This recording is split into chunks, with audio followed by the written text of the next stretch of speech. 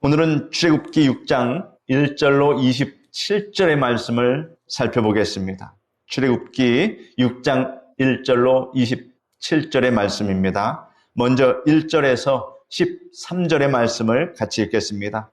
여호와께서 모세에게 이르시되 이제 내가 바로에게 하는 일을 네가 보리라. 강한 손으로 말미암아 바로가 그들을 보내리라. 강한 손으로 말미암아 바로가 그들을 그의 땅에서 쫓아내리라. 하나님이 모세에게 말씀하여 이르시되 나는 여호와니라. 내가 아브라함과 이삭과 야곱에게 전능의 하나님으로 나타났으나 나의 이름을 여호와로는 그들에게 알리지 아니하였고 가나안 땅 곧 그들이 거류하는 땅을 그들에게 주기로 그들과 언약하였더니 이제 애굽 사람이 종으로 삼은 이스라엘 자손의 신음소리를 내가 듣고 나의 언약을 기억하노라. 그러므로 이스라엘 자손에게 말하기를 나는 여호와라. 내가 애굽 사람의 무거운 짐 밑에서 너희를 빼내며 그들의 노역에서 너희를 건지며 편팔로 여러 큰 심판들로서 너희를 속량하여 너희를 내 백성으로 삼고 나는 너희의 하나님이 되리니 나는 애굽 사람의 무거운 짐 밑에서 너희를 빼낸 너희의 하나님 여호와인 줄 너희가 알지라. 내가 아브라함과 이삭과 야곱에게 주기로 맹세한 땅으로 너희를 인도하고 그 땅을 너희에게 주어 기업을 삼게 하리라. 나는 여호와라 하셨다 하라. 모세가 이와 같이 이스라엘 자손에게 전하나 그들이 마음의 상함과 가혹한 노역으로 말미암아 모세의 말을 듣지 아니하였더라. 여호와께서 모세에게 말씀하여 이르시되 들어가서 애굽 왕 바로에게 말하여 이스라엘 자손을 그 땅에서 내보내게 하라. 모세가 여호와 앞에 아뢰어 이르되 이스라엘 자손도 내 말을 듣지 아니하였거든 바로가 어찌 들으리까? 나는 입이 둔한 자니이다. 여호와께서 모세와 아론에게 말씀하사 그들로 이스라엘 자손과 애굽 왕 바로에게 명령을 전하고 이스라엘 자손을 애굽 땅에서 인도하여 내게 하시니라. 어떤 심리학자는 사람이 살아가기 위해 가장 필요한 것은 공기도 물도 아닌 소망이라고 말했습니다. 소망이 끊어진 사람은 절망에 빠지게 됩니다. 이스라엘 백성은 애굽에서 400년 동안 종살이하며 그들의 마음은 깊이 꺾이고 말았습니다.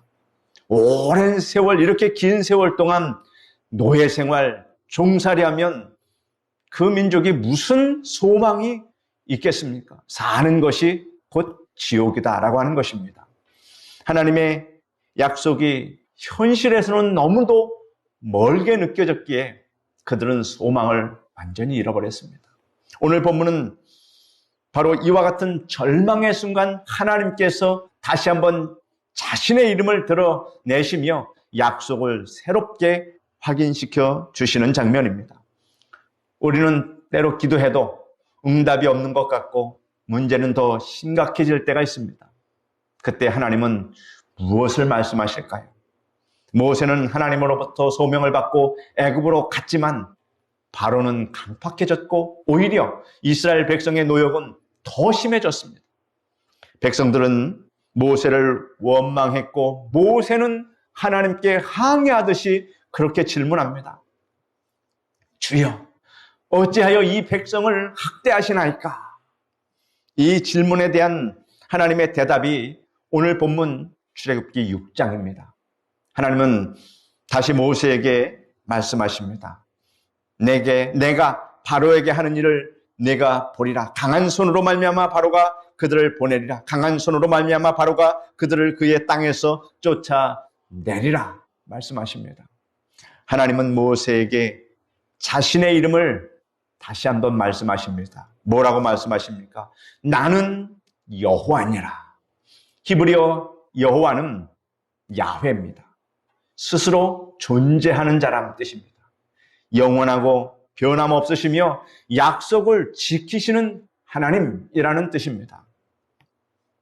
내가 아브라함과 이삭과 야곱에게 전능의 하나님으로 나타났으나 나의 이름을 여호와로는 그들에게 알리지 아니하였고 라고 오늘 3절에 기록하고 있습니다.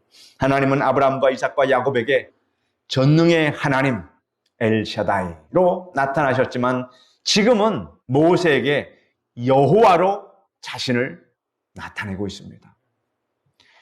엘샤다이는 전능하신 하나님이란 뜻입니다. 히브리어 엘샤다이, 전능자 또는 전능하신 하나님, 이런 의미를 갖고 있는데, 아브라함에게 말씀하시기를 창세기 17장 1절에 이렇게 말씀하셨습니다. 아브라함이 99세 때 여호와께서 아브라함에게 나타나셔서 그에게 이르시되 나는 전능한 하나님이라.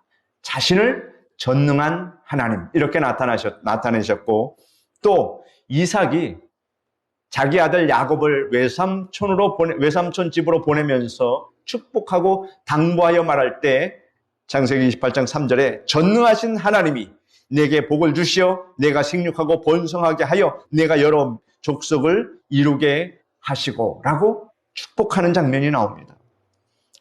또 하나님께서 야곱에게 이와 같이 말씀하십니다. 창세기 35장 11절에 하나님이 그에게 이르시되 나는 전능한 하나님이라 생육하며 번성하라 라고 야곱에게 이런 복의 말씀을 언약의 말씀을 주신 적이 있습니다. 이와 같이 족장 시대에는 주로 엘샤다이, 전능하신 하나님이라는 하나님의 이름으로 나타내셨습니다.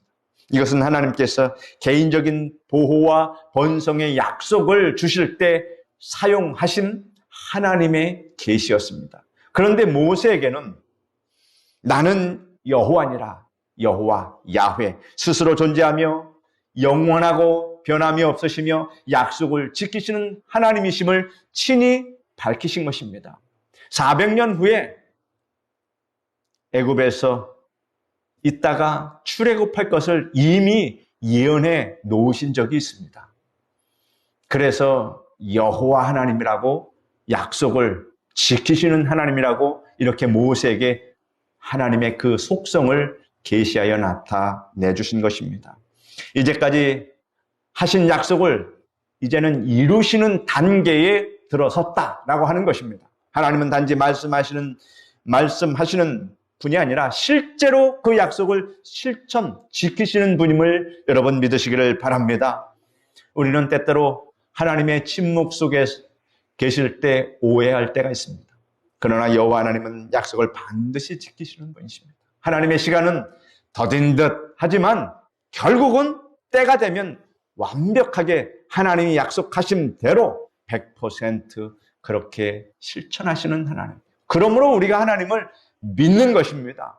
약속을 지키는 사람은 신뢰가 쌓여서 어떻게 됩니까? 그 사람이 말하면 틀림없다. 이러한 신뢰를 가지면 그 사람이 말할 때 믿고 그 사람에게 또 자신의 모습을 보이지 않겠습니까? 그런데 하나님은 단 한 번도 약속을 어기신 분이 아니시기 때문에 우리는 전적으로 하나님의 말씀을 우리가 이해가 되지 않아도, 상식적으로 납득이 되지 않아도 우리는 믿는다라고 하는 이 사실은 참으로 하나님께서 그 신실하심을 우리에게 직접 이렇게 보여주셨기 때문에 우리가 믿을 수 있다라고 하는 이 사실을 여러분 아시기를 바랍니다. 베드로 후서 3장 8절로 9절에 사랑하는 자들아, 주께는 하루가 천년 같고 천년이 하루 같다는 이 한 가지를 잊지 말라. 주의 약속은 어떤 이들이 더디다고 생각하는 것 같이 더딘 것이 아니라 오직 너희를 대하여 오래 참으사 아무도 멸망하지 아니하고 다 회개하기에 이르기를 원하시느니라. 하나님께서 이러한 사랑의 마음을 가지고 끝까지 참고 인내하고 기다려주신다라고 하는 이 사실을 알 때에 하나님이 얼마나 사랑이 무궁하신 하나님이신가, 얼마나 자비하신 하나님이신가. 그러므로 이러하신 하나님을 우리가 사랑하지 않을 도리가 없고 믿지 아니할 도리가 없다는 이 사실을 여러분 아시기를 바랍니다. 하나님은 말씀하십니다. 내가 아브라함과 이삭과 야곱에게 주기로 한 땅을 기억하고 이스라엘 자손의 신음을 들었으며 나의 언약을 기억하노라. 하나님은 우리의 고통을 잊지 않으시는 하나님, 우리의 눈물과 한숨을 기억하시는 참 좋으신 하나님인 것을 감사하시기를 바랍니다. 어느 선교사가 아프리카에서 선교 중에 현지의 한 어린아이가 이렇게 물어봅니다. 하나님은 정말 우리를 보고 계세요? 이렇게 묻습니다. 선교사는 조용히 저 창문을 가리키며 말합니다. 하나님은 우리의 눈물 한 방울도 놓치지 않으신단다 라고 말합니다. 여러분, 여러분의 그 눈물과 한숨을 하나님께서는 보시고 들으셨습니다. 그래서 여러분이 기도하시는 것마다 귀하게 여기시고 가장 좋은 때에 하나님께서 응답하고 계심을 믿으시기를 바랍니다. 시편 34편 18절에 여호와는 마음이 상한 자에게 가까이 하시고 충심으로 통회하는 자를 구원하시는도다. 이렇게 노래합니다. 여러분, 우리의 상한 마음을 하나님이 알아주시고 우리의 상한 마음을 하나님께서 위로하여 주십니다. 하나님은 6절 8절에서 모세를 통해서 7가지 구원의 약속을 선포하십니다. 6절 8절 말씀을 보시고 7가지의 구원의 약속을 한번 찾아보시기 바랍니다. 뭐라고 기록되어 있습니까? 첫째는 너희를 빼내며, 둘째는 너희를 건지며, 너희를 속량하며, 너희를 내 백성 삼고 너희 하나님이 되며 너희를 인도하고 그 땅을 기업으로 주리라. 이 7가지 선언은 출애굽 사건의 구체적인 계획이며 하나님의 신실하신 약속이라고 하는 이 사실을 여러분 꼭 아시기를 바랍니다. 그런데 여러분, 놀라운 진리를 알아야 됩니다. 발견할 수 있습니다. 이 신약의 출애굽 사건이, 구약의 이 출애굽 사건이 예수님 오시는 이 신약의 사건과 연결이 되며, 이 출애굽 사건은 바로 예수 그리스도의 십자가 구속 사건과 정확하게 매치가 된다.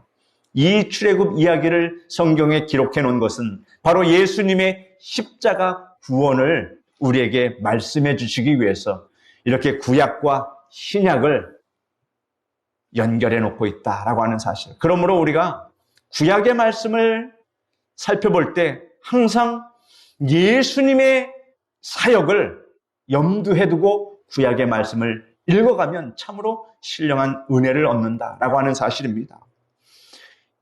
예수 그리스도 안에서 궁극적인 구원의 성취가 이루어진다. 너희를 빼내며 출애굽입니다.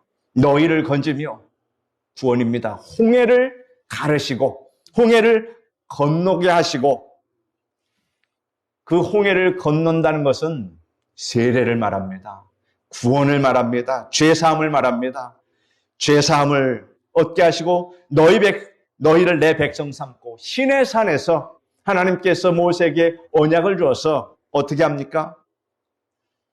그 하나님의 약속의 말씀을 이스라엘 백성들이 다 수용하고 받아들였을 때 하나님께서 너희는 내 백성이 되고 나는 너의 하나님이 될 것이다. 이렇게 언약을 맺었다. 너희를 내 백성 삼고 너희 하나님이 되며 나는 너희 하나님이 되며 그리고 너희를 인도하고 출애굽해서 광야 40년 그 길을 하나님께서 친히 불기둥과 또 구름 기둥으로 인도하시고 그 다음 어디?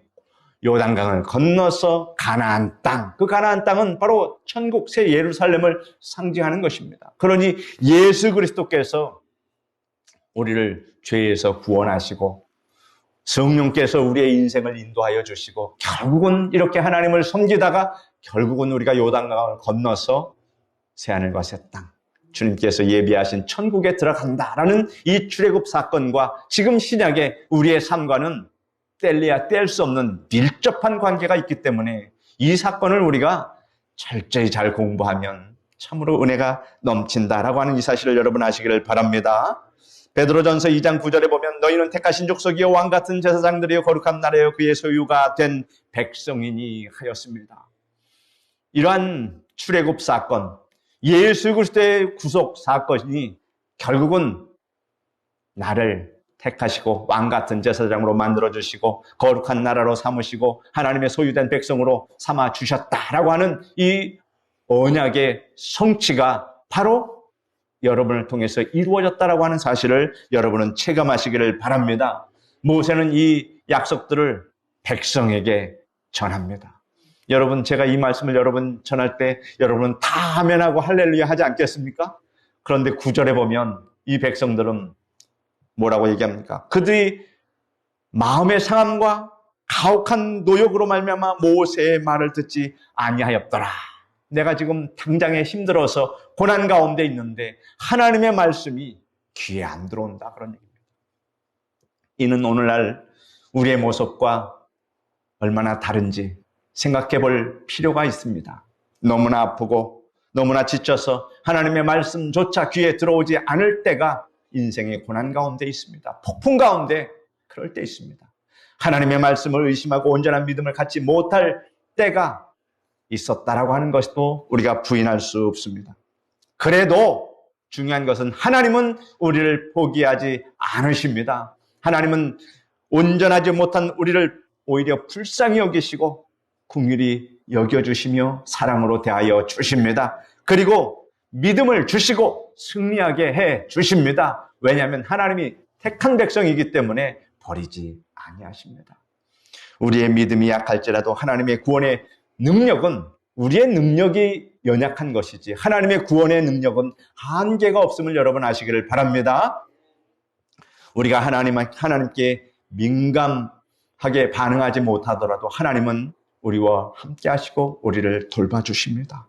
하나님은 감정에 휘둘리시는 분이 아니라 언약에 따라서 역사하시는 분이심을 믿으시기를 바랍니다.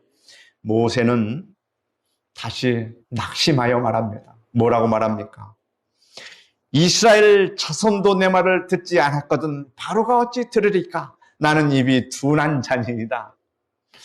바로의 믿음이 정말 이랬었나? 의심스럽지 않습니까? 우리는 바로의 믿음이 얼마나 훌륭한가 하는 것을 늘 머릿속에 생각했는데 바로의 초기 사역의 믿음은 우리와 별반 차이가 없었다라고 하는 것을 여기서 또 한번 확인합니다. 이스라엘 자손도 내 말을 듣지 않았거든 바로가 어찌 들으리까? 나는 입이 둔한 자니이다. 모세는 자신의 능력과 자격 부족을 핑계 삼습니다. 그러나 하나님은 모세가 얼마나 잘 말하는가가 아니라 하나님 자신의 능력으로 역사하실 것임을 강조하고 있습니다. 우리가 하나님의 일을 하는 것 같지만 여러분 그건 착각입니다.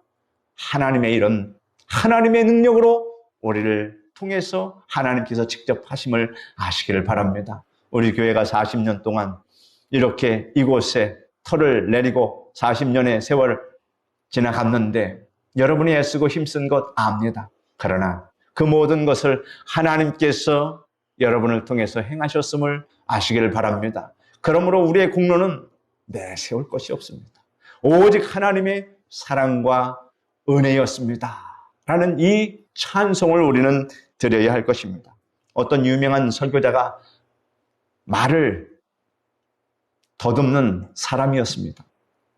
유명한 설교자인데 말을 더듬었습니다. 사람들은 그가 설교자로서 부족하다고 생각했지만 하나님은 그 연약함을 통해서 그 부족함을 통해서 오히려 강력하게 일하셨고 그는 수많은 영혼을 구원하는 도구가 되었습니다. 아무리 말을 잘해도 여러분 그 마음에 진실과 진정성이 없으면 사람들은 다 압니다. 그러나 말이 좀 어눌해도 그 사람의 마음이 진실하다면 사람들은 서로 영과 영에 통해서 그 마음을 이해하고 오히려 더 은혜 받게 되는 것입니다. 여러분 말 잘하는 사람 가운데 사기꾼이 많다는 사실을 여러분 또 아셔야 합니다. 그러므로 말 잘하는 사람 좋아하지 마십시오. 진실하게 말하는 사람. 고린도후서 12장 9절에 보면 사도 바울이 이렇게 말하지 않습니까? 내 은혜가 네게 족하도다. 이는 내 능력이 약한 데서 온전하여 짐이라. 하나님께서 우리를 일꾼으로 사용하시는 그 원리는 바로 이것입니다. 그러므로 여기에 딱 저촉되면 어떻게 합니까? 나는 부족합니다. 나는 능력이 없습니다. 이런 말을 우리는 핑계를 댈 수 없다라고 하는 사실을 아시기를 바랍니다. 그러면 어떡합니까? 하나님, 나의 능력이 부족하고 내가 여러 가지로 온전하지 못한데 그래도 괜찮겠습니까? 하나님께서 원하시면 이 부족한 정도 하나님께 쓰임받기를 원하오니 주여 마음껏 쓰시옵소서. 그리고 하나님이 다 책임져 주시옵소서. 이렇게 기도하면 되지 않겠습니까? 하나님이 쓰시겠다고 하는데 하나님이 책임 안 질 이유가 있겠습니까? 하나님이 쓰시면 결국은 하나님이 다 책임집니다. 그래서 우리가 할 일은 그저 감사합니다. 하나님, 나 같은 부족한 정도 하나님께 쓰임받으니 하나님, 나에게는 큰 영광이 됩니다. 할렐루야 하면서 기쁨으로 하나님께 쓰임받으면 본인도 은혜요, 하나님께 영광이요, 다 좋은 것입니다. 하나님은 모세와 아론에게 다시 명령을 내리십니다. 하나님의 뜻을 하나님께서 거두시겠습니까? 하나님은 저 먼 미래까지 다 알고 계시는데 하나님은 하나님의 뜻을 끝까지 관찰하십니다. 어떻게 명령을 내리십니까? 이스라엘 자손과 바로에게 명령을 전하라 이렇게 말씀하십니다.